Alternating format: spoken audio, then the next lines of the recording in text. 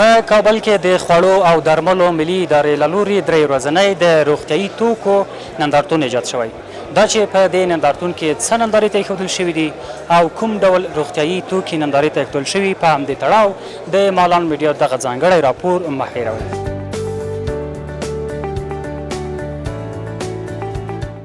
د جوزا میاشتې له 3 راپه دېخوا په پلازمینه کابل کې د روغتیایي درملو ملي نندارتون په لار اچول شوی و. دغه نندارتون د خوړو او درملو ملي ادارې او د عامې روغتیا وزارت په همکارۍ د لومړي ځل لپاره په کابل ښار کې د 3 ورځو په موخه جوړ شوی و. په دې نندارتون کې تر 500 زیات داخلي او کورنیو روغتیایي شرکتونو ګډون درلود. د روغتیا او درملو نندارتون موخه دا ده ترڅو د خپلو کورنیو او داخلي روغتیایي تولیداتو څخه په هره برخه کې په پراخه پیمانه ګټه پورته شي. په همدې نندارتون کې یو شمېر هغه روغتیایي شرکتونو چې په یاد نندارتون کې ګډون کړی و وایي په هره برخه کې روغتیایي توکي نندارې ته ایښودل شوي دي. د دوی په خبره دا په روغتیایي برخه کې د پام وړ نوی نوښت رامنځته شوی دی ترڅو هیوادوال د خپلو کورنیو تولیدات څخه په پوره پیمانه خبر شي.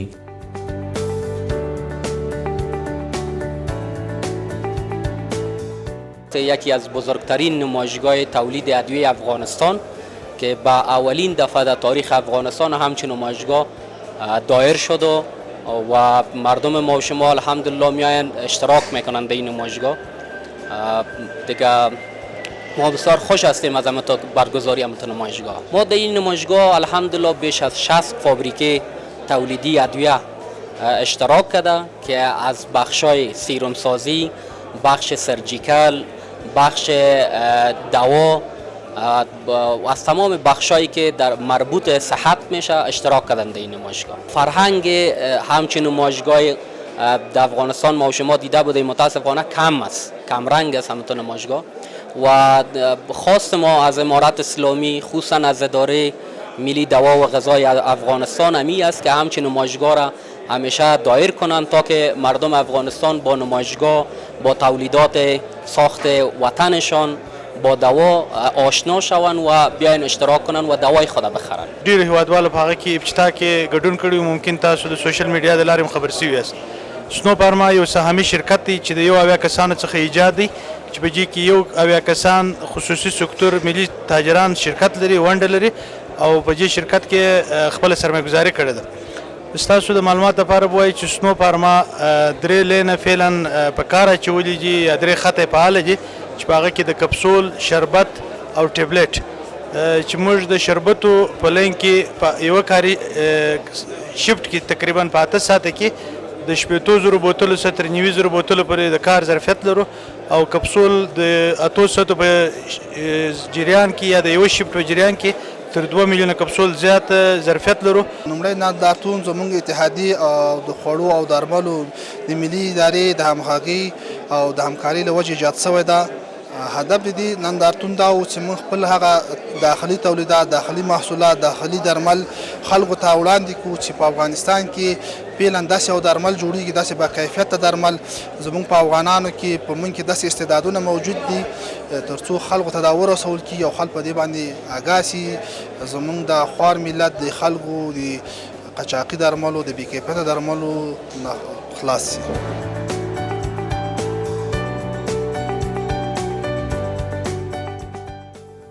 یو شمېر هیوادوال هم یاد نندارتون ته د ګډون په موخه راغلي وو. د روغتیایي شرکتونو مسؤلینو له افغان حکومت او نورو مرسته کوونکو مؤسسو څخه یو شمېر هیوادوال هم یاد نندارتون ته د ګډون په موخه راغلي وو. د روغتیایي شرکتونو مسؤلینو له افغان حکومت او نورو مرسته کوونکو مؤسسو څخه مننه وکړه او د لا ډېرو همکاریو غوښتنه یې کوله. په همدې نندارتون کې کیمیاوي او یوناني توکي نندارې ته ایښودل شوي وو. دا ډول نندارتون په روغتیایي او اقتصادي برخه کې مهم رول لوبولی شي.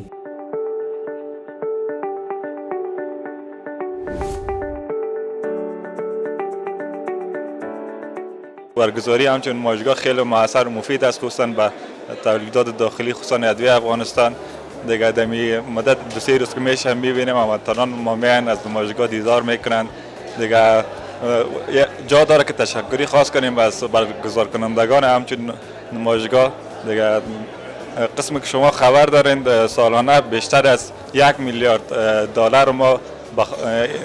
به خارج از کشور به مصرف میرسه به خاطر اینکه مردم میرن دوا میگیرن و از قسمت ها تداوی خود میکنن دیگه. امیدوار از است امروز شود که ما بتانیم همه تداوی خود و مثلا دوای خود از داخل کشور خریداری کنیم که نشویم پیسه که به خارج میره داخل افغانستان به مصرفش بسیار اثر مفید می باشه. دا د دې په خاطر تنظیم شوی تر څو د موږ افغانانو ټولو لسونو ته دولت ته عام لست دا ثابت کو ورته وښیو تر څو زموږ په افغانستان کې ډیر زیات تولیدات کمپنیانې دي او دلته تولید کوي سرمایه ګزارانې کړي دي کار کوي روزګار کوي همدا رقم د دې په ښه کیفیت باندې دوا تولیدي او ډیر خلک زموږ افغانان له دغه داخلي تولیداتو څخه ناخبره دي. د دغه نندارتون په طریقه باندې موږ وکولی شو تر څو دغه دنیاوال خپل افغانان ورونو ته وروښیي تر څو موږ په افغانستان د داخلي تولیداتو نه باخبره واوسېږي. نندارتون وخت چې 4 ورځې دی چې موږ په سه شنبه شروع کړی انشاءالله جمعه به ختمیږي او ډیر ښه موږ ډیر خوشبینه یو ته دا د افغانستان په تاریخ کې اولین ځل دی چې د افغانستان درمل او د افغانستان د کومو کارخانو چې دلته کوم درمل تولیدوي یو نوی کمپنۍ فعلا په افغانستان په اداره د درملو د دوا او د غذا درملو په اداره کې ثبت شوي دي او چې 50 کمپنۍ فعلا فعالیت لري. نو دا کوم نندارتون چې دلته موږ تاسو شاهد د حال یو دا موږ په ډیر ورته خوشبین یو او ډیر ښه شو.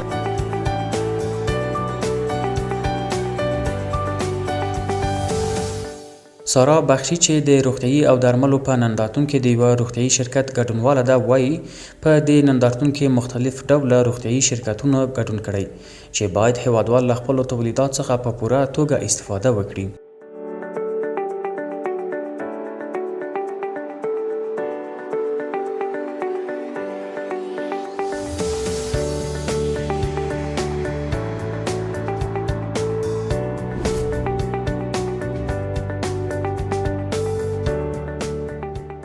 اما قسم که شما در جریان هستین این نمایشگاه اکسپو در افغانستان به اولین بار برگزار شده که در اینجا از فابریکه‌های تولید ادویه مختلف در اینجا اشتراک کردن و دواها و ادویه‌های کیمیایی و گیاهیشان به اشتراک گذاشتن و به نمایش گذاشتن و برگزاری همچون نمایشگاه به خاطر ظرفیت و بهبود اقتصاد جامعه هم میتونه بسیار مفید باشه و همچنین به خاطر حمایت و سپورت تاجران ملی هم میتونه بسیار خوب باشه به خاطر از اینکه ما باید از تولیدات وطن خود استفاده کنیم و این نمایشگاه به مدت 3 روز برگزار شده که امروز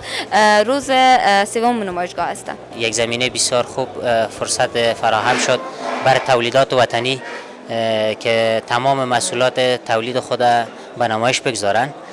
تا تمام بازدید کننده ها و همچنین هموطنان عزیز ما بیان تمام مسئولات تولید وطن که افتخار وطن است اونا رو ببینن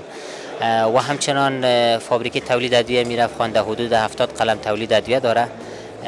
که شامل تابلت، کپسول، شربت های خشک و همچنان سیروپ میشه.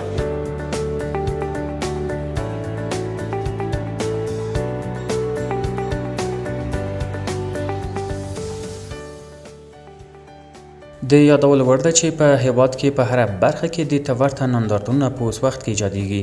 چې په کورنیو او داخلي تولیداتو کې مثبت رول لوبولی دی. د دې نندارتونونو هدف په هیواد کې د داخلي او کورنیو تولیداتو ته د مناسب بازار پیدا کول دي